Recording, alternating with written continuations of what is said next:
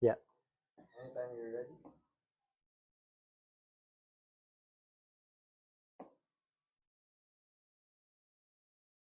Okay. Okay, tell me when. In three, two, one, and go. Here I am I'm going to call it the spiritual suburb of Silang in the province of Cavite in the most beautiful country called the Philippines, where I've been made to feel extremely welcome for the trip that I've just had. And I'm inspired to record the Game Changers map here in the Philippines at this amazing space called Beacons of Light. So when people call me in to a meeting as a consultant, typically they're calling me in because they want to achieve growth. And everything I've done over the last 25 years has had to do with helping people and businesses to achieve growth. And what I'm going to do here is I'm going to share a map. I call it the Game Changers map. And once you've seen the Game Changers map, you will have a really clear understanding of how all great marketing can hang together. And you'll be in a really good position to evaluate if someone gives you a proposal for whether it's sales training, social media implementation, strategy. You'll have a map so you'll know where everything fits. And more than that, I suggest that if you can absorb the key components of the map and implement even a few things, the likelihood of your success will go up. In some cases, quite a lot. So how does it work? Well, when someone calls me in to consult to them, typically they're trying to answer the question of growth. How do they achieve growth?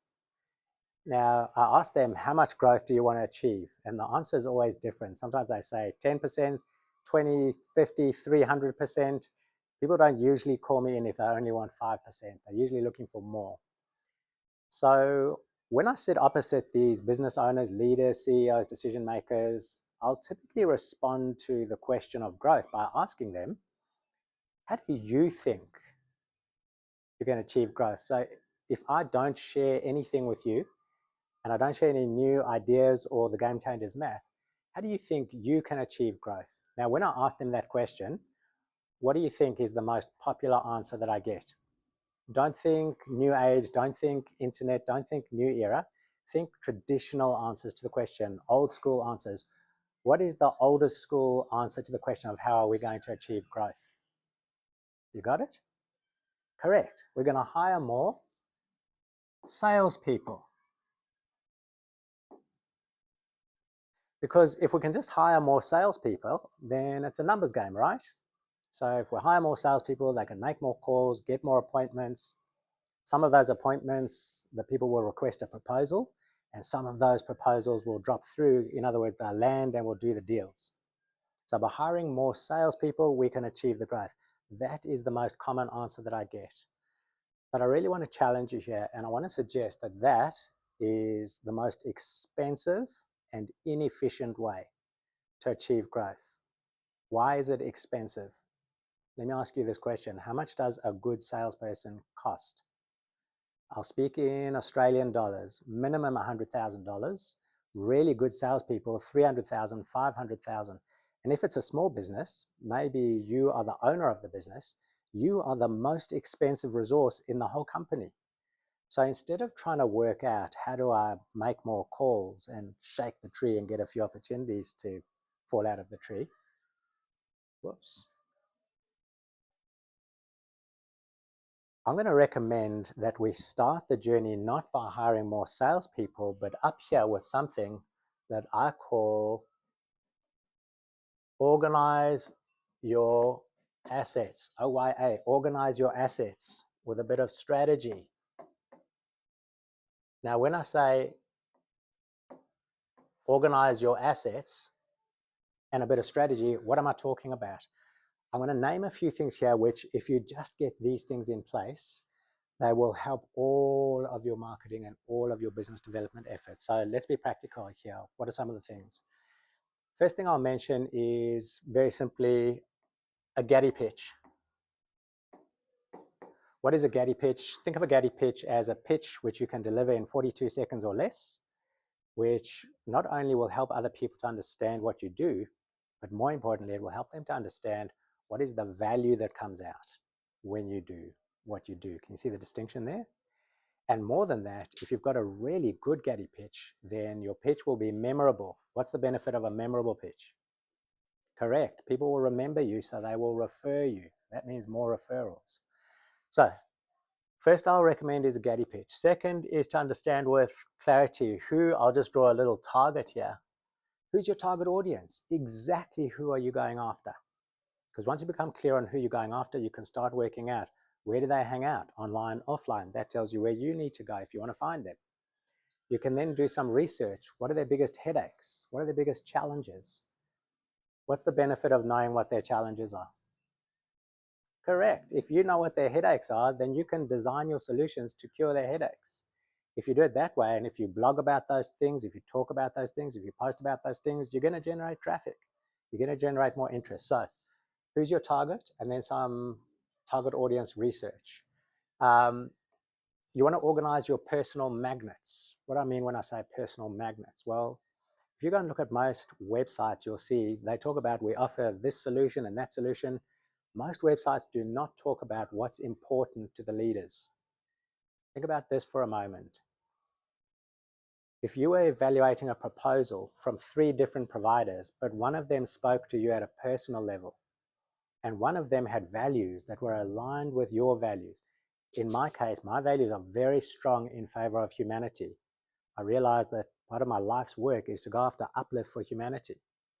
If someone approaches me and they talk to me about humanity, we connect at a personal level. We are much more likely to do business with each other. So that's what I mean when I say your we're going to have to cut this out because I just, thank you. That's what I mean here when I say personal magnets. Now, a lot of people think, hang on a second, personal magnets, that's fluffy, that's just soft stuff. What I've learned over the years is that if you can go deep in a conversation with someone sitting opposite you, and if your personal stuff matches their personal stuff, you connect so strongly that you want to do business together. Do you think it'll be easier to do a deal with someone if they and you are inspired to work together in the first 5 minutes of your meeting? You betcha. So we've got the personal magnets. Now, I'm going to name a game changer here. I'm just going to draw it for you. All I've drawn there is a step ladder with 4 steps. The noise.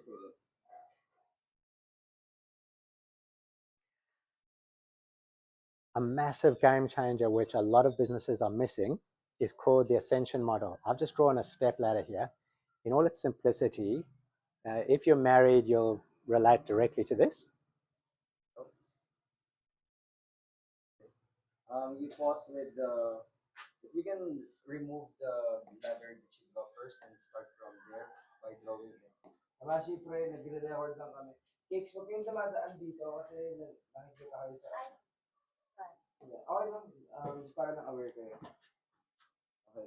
So we stop from the Personal magnets. Personal magnet. You've recalled this is what the personal magnet, and then you transition to the ladder. Okay. Ready? There you go. All right, so we've covered the personal magnets. The next one I'll share is a massive game changer. I'll slow down a little bit here because this is a huge game changer for a lot of businesses. It's called the ascension model. And all I'm going to do is I'm going to draw a staircase with 4 steps on it, 4 steps only. Think about it like this. If you're married, you're going to relate to this straight away. If you're not married, think about someone who is married. I remember calling a guy out from an audience. There were 200 people in the audience, a guy called Peter. I got him to come on the stage. I asked him, where did you meet your wife? He told me at an art exhibition right near the Louvre Museum in Paris. I thought, wow, that's amazing. And I said to him, you know, when you first met her, did you think she was cute? And he said, yes. And I said, do you think maybe she thought you were kind of cute? And he went, yeah, probably. And did you get in a conversation? Yes, we did. And was the conversation engaging? Yes, it was amazing. I thought this woman was amazing. So, wow, there's like a whole chemistry, Peter, between you and this woman who became your wife. He said, yes. I said, how many kids you got? He said, 3. I said, okay, tell me this. In that first meeting where you had a strong chemistry, did you propose marriage to her there and then? Yes or no? And then I said, hang on a second, don't even answer the question. I said, all the women in the audience, can you please answer the question, did he propose marriage? They all said, no. And I said, what would his wife, now his wife of 9 or 10 years, what would she have done if he did propose marriage on the first interaction? And all the women in the audience shouted, she would have run. And I said, how far? And they all said, a mile. So we all get this when we talk about relationships. A lot of us don't apply it in business. Let me put it this way. It's very easy as a consultant to walk into a business, you ask questions, you have a look around at the environment, and you know that if they just implement your solution for $100,000, it will fix their business in a lot of areas. Productivity will improve, revenue will go up. So what do? Not out of greed, out of integrity, we put forward a proposal for $100,000. Can I suggest that's the same as proposing marriage on the first date? And then we wonder why the potential client stops returning our calls like that. The potential client runs a mile and we don't get it. So let me offer a suggestion. With your Ascension model, you want to organize your solutions so that you can offer something here which is the same as a first date. And then maybe you charge something small there and a small time commitment from the potential client. Then you offer them something at stage 1 where they've got to pay something, but it's not a big sum of money. For us, I would offer a Getty pitch consultation to a client and I charge them $4,000. And I tell them, if you're not delighted with the outcome, I'll just reverse the invoice and you don't have to, there's no obligation to go any further. So I de-risk stage number 1. If they like stage number 1, I can take them to something bigger at stage number 2. And if they're still liking that, then I'm going to draw here a big $sign and a love heart. That's the marriage proposal. Can you see how we've gone step, step, step to the marriage proposal? If we do it this way, more people will come on board here and here, which means you've still done a deal. Even if it wasn't your marriage proposal, the full, in our case, $100,000. So you'll get more clients, and more than that, you'll have a much better chance of getting more people to the full marriage proposal. Does that make sense? Hopefully it makes a ton of sense. Okay, so I'm straight away in red going to circle this as a complete business game changer. If you don't have that in your business yet, if you just put that in now, the business is going to change. You're going to do more deals, even at this level, and it's going to be easier for you to steadily take people up the ladder to the marriage proposal. In terms of other things that you can do there, go and watch the Simon Sinek video, S-I-N-E-K. It's a TED talk. It's called Start With Why. It's been watched a gazillion times on TED.com, on YouTube. From a marketing perspective, it's dead accurate. If you just become really clear on what's your purpose and what's your why, and you start to put that into your website, your proposals, your conversations, your social media posts, my sense is, if you're not already doing it now, you can take your marketing to a whole new level just by working out over here what's your why. Now, there's a few other things that you can put in here, but hopefully by now you've got a sense that if you organize a few things here, you can get everything else to flow. Once you've organized your assets and you've put a bit of work into the strategy, you are ready to do tactics.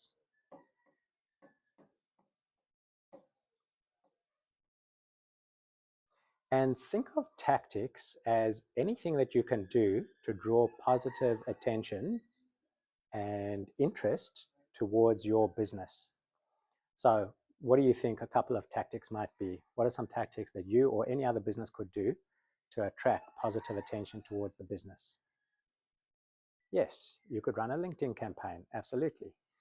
You could run an educational event where you bring some clients and you teach them something that they don't already know.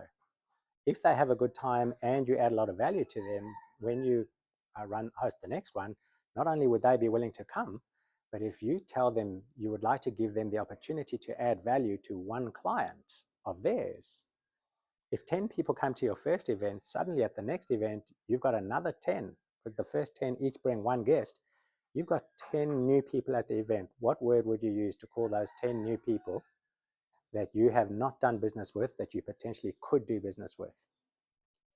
In marketing terms, we might call those prospects once they're ready to buy. But let's just go through a few more tactics. So we said LinkedIn campaign, we said educational session. You can run an invitation-only lunch where you're going to connect people with each other. You can run a round table session where people learn from each other and they exchange knowledge. You could run any kind of social media or digital campaign. All of these are tactics. Now, question for you. What is the outcome that you're looking for from tactics? What outcome do you want to get from the tactics? I'll start to draw it. You got it yet? Correct. You want leads. So you want leads to come out of the tactics that you're doing. Now, here's another massive distinction. This is a complete game changer for a lot of businesses. A lot of businesses think, okay, we run an event here. A lot of people attend. Now we've got to go for a coffee and a lunch with every one of those people. Do you think we should do that? I hope you said no, because if you do, again, we're spending expensive resources chasing everyone that came to the event. Whereas what you might want to do is work out who's ready to talk to you, who's potentially ready to buy something from you where you can add some serious value. And then separately, for those who are not yet ready, you want to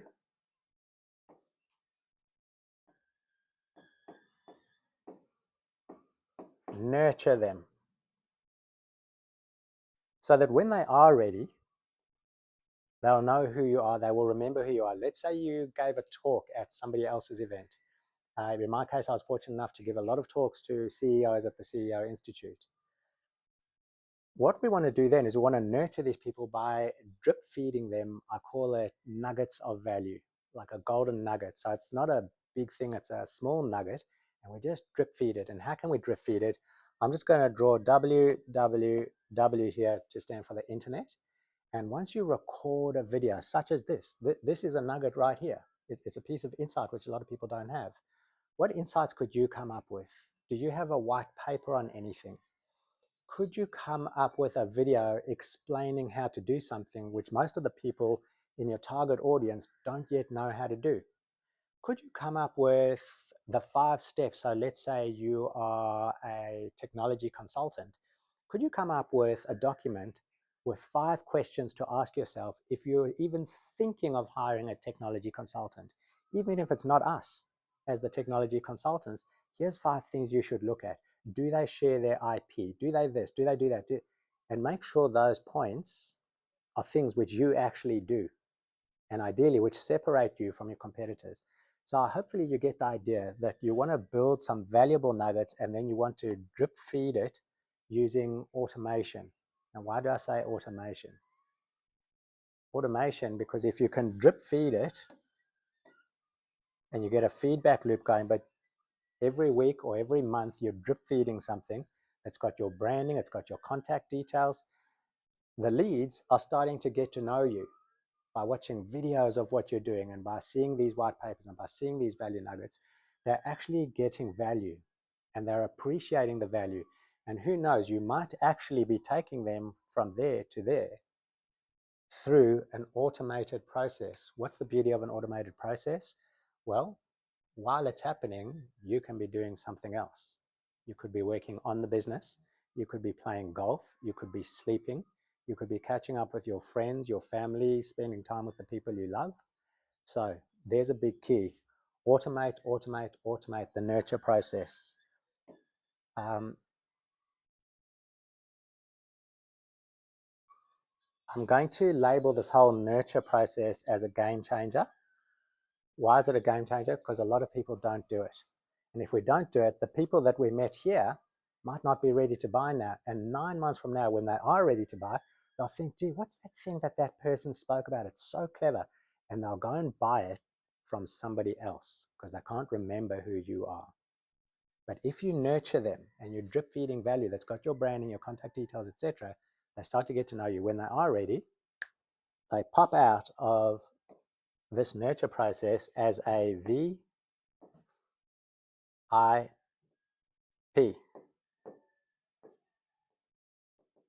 Now, Ian, let me ask you, Ian is filming the video, a genius of systems, marketing, and a range of other things here in the Philippines. Ian, what does a VIP stand for? Very important person. Correct. Most people know VIP as very important person. However, in this instance, I'm going to say it's a very interested prospect. Here is someone who pops out of the system as a VIP, and you know who they are because they will return your call in an instant. In fact, very often they will reach out to you and they'll say, gee, that video that I saw there, that really makes sense to me. Could we meet so that you could show me more about that? They're interested. You know they're interested now. That, I would suggest, is the right time to apply what we've called valuable and expensive sales resources. So what you want to do with these very interested prospects is run a process. I call it the strategic interview. Strategic interview. Think of the strategic interview as a series of questions to ask a busy decision maker so that you can qualify in or out, meaning I can decide in that 60-minute window whether I can add a lot of value to you or I cannot add the value to you. And if I qualify in, meaning I decide in this meeting, yep, I can add the value, and based on this meeting, I think there's a chemistry and I think there's an alignment of values and I would like to work with you, then ideally within that first meeting, I've got to learn about 85% of what I need to know in order to produce what we call, I'm just going to write here KO. Ian, what does KO stand for? Knockout. Knockout. So a KO proposal.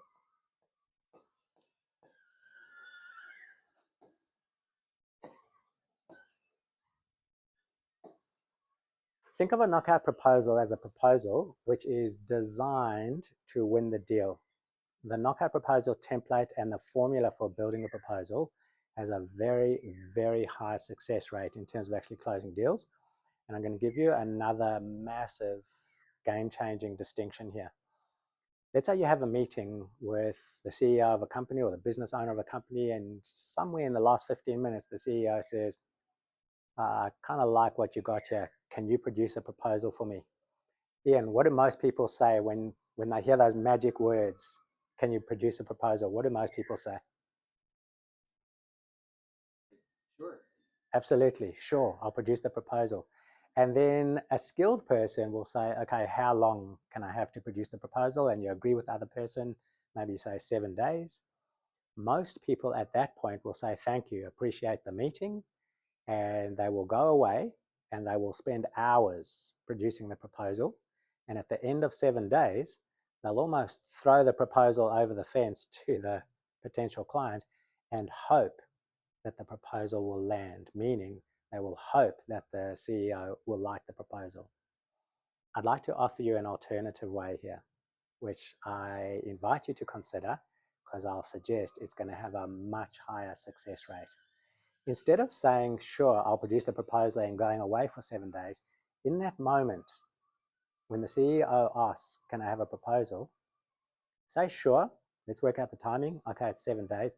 Then I would ask the CEO straight away, I would word it something like this. In order to produce the best possible proposal for you, will it be okay for me to ask you a few small questions along the way while I'm actually producing the proposal? And once I've asked that question, I'll be very silent and I'll listen very carefully. Because if the other person says, sure, I'm happy to answer questions along the way, I'm qualifying in even further, meaning I'm now comfortable that this person is invested in the process. What if the person says, no, actually, I'm very busy. I've got a lot on my plate. I'd prefer if you just send the proposal to me in a week. What would you do? I'll tell you what I would be thinking. I would be thinking, why would I go away and invest an hour, 4 hours, 10 hours maybe, in building an amazing proposal if this other person is not willing to give me 3 or 4 lots of 5 minutes, so let's say 20 minutes total. If they're not going to give me 20 minutes total in this process of building the proposal, what's it going to be like when we're working together and the pressure's on and there's an intense workload and something goes wrong and I need to talk to the CEO and he or she will say, no, I'm too busy, I can't. How's that all going to unfold? And why would I go away? Why would you go away and invest 1, 4, or 10 hours of your time if the other person is not willing to invest 5, 10, or 20 minutes of their time? Do you get where I'm going here? You want to start the journey with mutuality. So, and watch the distinction here. If they say yes, then I say, okay, fantastic. How do you like to be communicated with? In other words, would you prefer SMS? Would you like email or do you like phone call? Usually they say if you can send me an email, but if it's urgent, just SMS, or if you can arrange a time if we need to chat via Zoom or by phone. When they do that, can you see we're already starting to tango? Me and the decision maker, we're already starting to dance together. Then there's a series of questions to ask so that when I'm building the return on investment, I don't guess the figures. Those are part of the questions. So I ask the decision maker the numbers that will help me to build the return on investment into the proposal. By the way, if you don't have return on investment in your proposal, add it in. So I'm going to put your KO proposal ROI. Always have a return on investment in all of your proposals, and I'm going to circle that as a game changer. A lot of people do not have return on investment, whether it's money or how you're going to lower the risk or how you're going to lower the cost. You've got to show the person how they're going to benefit from your proposal. Make sure every one of your proposals has got an ROI. And if I just close out on how to do this with the decision maker, ask them the questions that help to build the ROI. That way, when you submit the proposal, they helped you build it. There's no surprises for them. I typically build the first 2 pages of the proposal and I send it and I say, this is how it's looking. Is this accurate? They then read it and they check and they come back and say, yep, that's accurate, that's accurate. This bit here needs to change. Can you see by doing this interactive process with the decision maker, they are building the proposal with you? What's the positive consequence? What's the positive outcome of building the proposal with the decision maker? The likelihood of success goes up dramatically. Why? Because ultimately when they get the proposal, there's no surprises. They're already bought in. In fact, if you do this process right, pretty much they will have made a decision before you actually submit. They will have decided yes. And when you submit the proposal, it's just a formality to finalize things and to get to the contract. What's the outcome that you're looking for from this sales process, the strategic interview and the knockout proposal? What outcome do you think you're looking for there? Correct. You're looking for sales. I'm going to use the word, I'll change to white. I'm going to use the word contracts.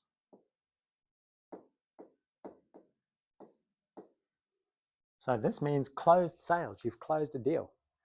Once you close the deal, you're then into what I call delivery territory.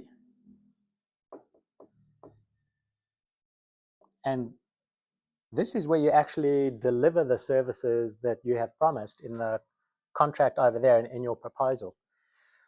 We never teach our clients how to deliver. That's our clients' core business. How they deliver is how they deliver. But I will circle it here to tell you it's another business game changer, to tell you that this here is the most important piece of your whole marketing puzzle. Why do you think this piece is so important? Because in here, once you start to actually deliver, the client evaluates whether their decision when they signed this contract and they move through here to delivery, they work out while you're starting to deliver here whether that decision was a brilliant decision or a poor decision. If you get this right, they will think it's a brilliant decision and they'll be happy with what you're delivering. Now, if you couple that with amazing customer service, you land up with, I'm just going to draw a big smiley face here, you land up with delighted clients. And delighted clients are much easier to account manage. Now, what do I mean when I say account manage over here? I'm talking about the opportunity to work with an existing client. So to work inside a client to cross-sell, so you sell, you cross-sell into upsell, you'll sell different services into the same client. What happens if you do a good job with this bottom line, delivery, customer service, and account management? You do a really good job with the client and the client is absolutely delighted with the outcomes. Yeah, and this is a question for you. What does the client often do for you when you've done a really good job? Arrows. Yes, referrals, referrals, referrals, referrals. So if you do a great job here, you get referrals.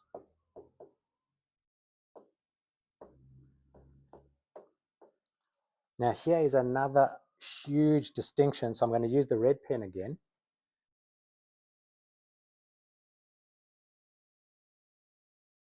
If we can aspire to do a really good job of the bottom line, then account managing and getting referrals is a much cheaper way to get new clients, and it's a much more certain way to get new clients, and there's a lot less moving parts than trying to go through this loop again and again and again.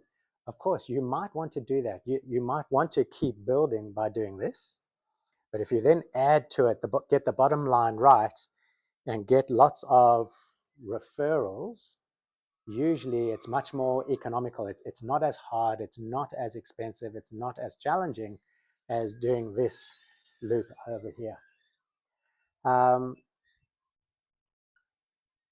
That's pretty much the distinctions here. There's one more to add, which I've picked up in the Philippines. There's a guy called Coach Russ. And I have to say, someone told me something 10 years ago. She said to me, Anthony, if you want more cash flow in your business, you want more revenue, you want more profit, you need to do more self-care. And 10 years ago was a particularly challenging time for me in my business. The business had been around for a while, but we went through a very challenging phase.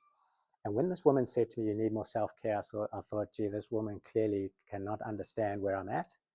And I thought what she said was really fluffy and I thought it was nonsense. And I disregarded what she said.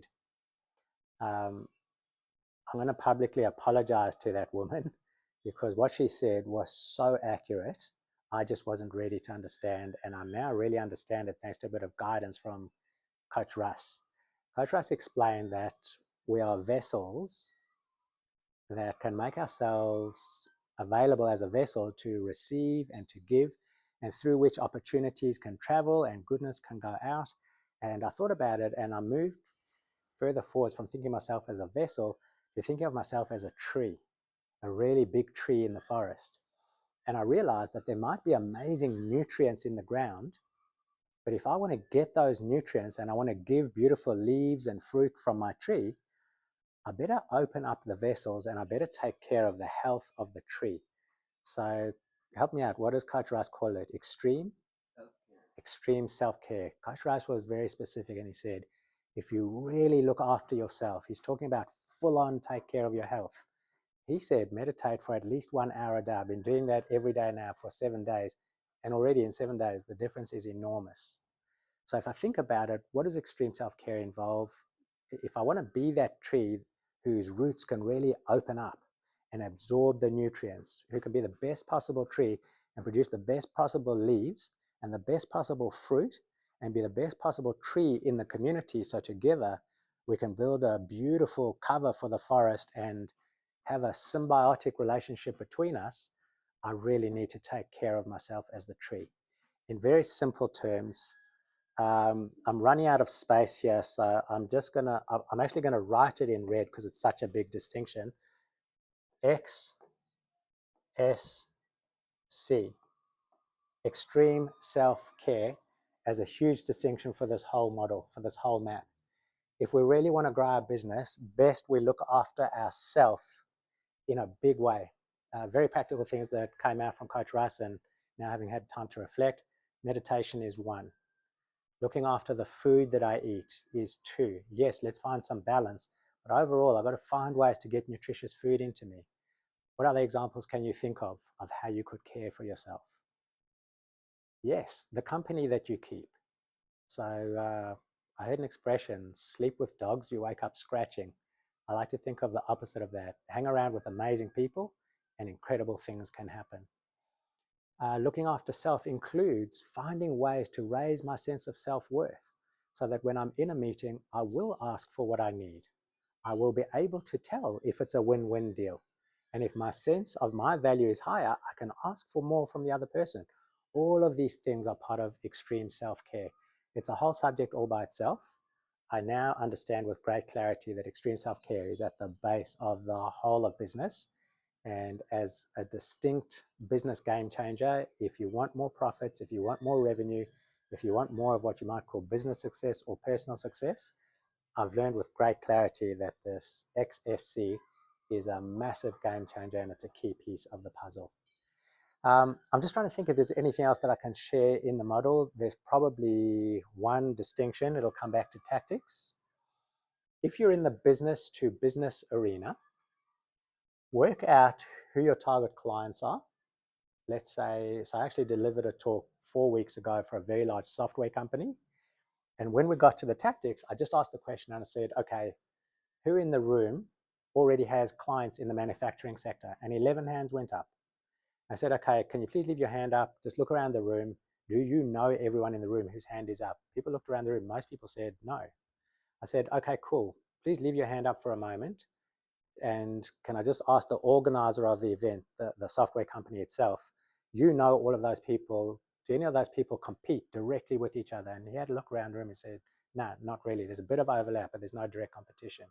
I said, wow, wouldn't this be amazing if those 11 people could get to know each other because you've all got clients. So let's say 11, let's say they all had at least 20 relationships with clients.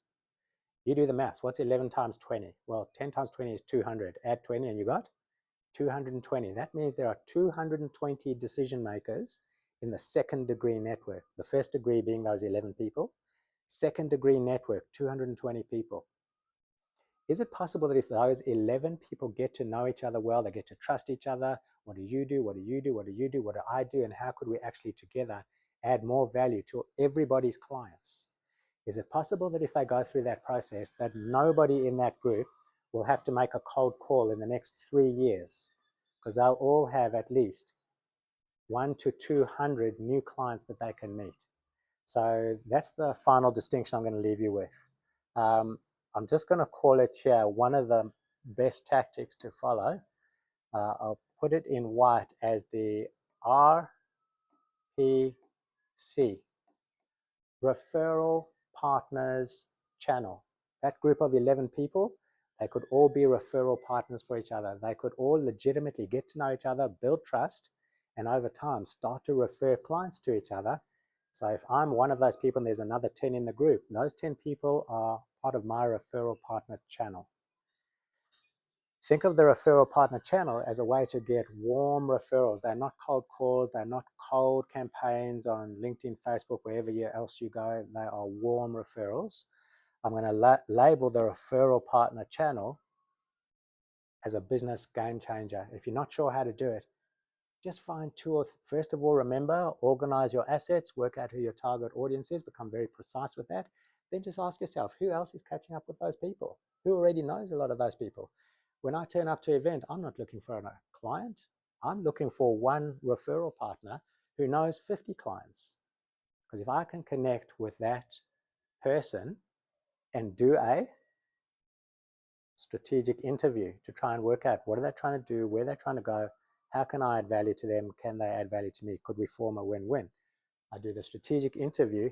If I just meet one person like that, suddenly the two of us are stronger. If the two of us then go and find another two, we've got a channel of 4 people. You don't need 50. 4 people going after a client base is going to be stronger than one. So there we go. There are all the distinctions that I can share with you in a single map. My invitation to you is, if you need to, watch the thing again because it's a lot to pick up in one hit. And my other invitation to you is don't try and implement everything at once. Pick on one thing that you can get your head around that you can implement. And ideally, to start your journey, pick on something in here. It might even be the Gaddy pitch. I know in Australia, the Gaddy pitch is taught by 5 universities. I know the videos have been watched more than 100,000 times. I know it's one of the simplest and easiest things for people to get their head around, to work out and to organize. And for a lot of people, it's a single tool that can make a huge difference. Hope this has been useful and valuable for you. And once again, thank you, Ian, and thank you, Philippines, for hosting me in this amazing country. Thank you for the experience.